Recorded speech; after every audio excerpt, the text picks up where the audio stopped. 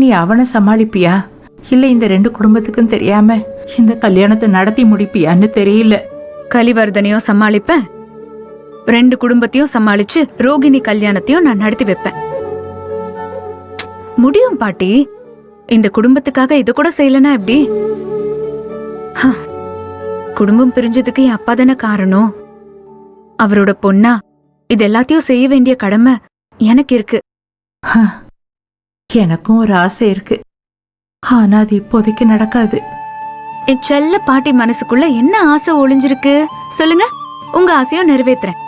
நாளைக்கு நடக்க போற கல்யாணத்துல உங்க அப்பா ஒரு தாய் மாமனை தாலி எடுத்து கொடுத்து அதை உங்க அண்ணன் ரோகிணி கழுத்துல கட்டினா எப்படி இருக்கும்?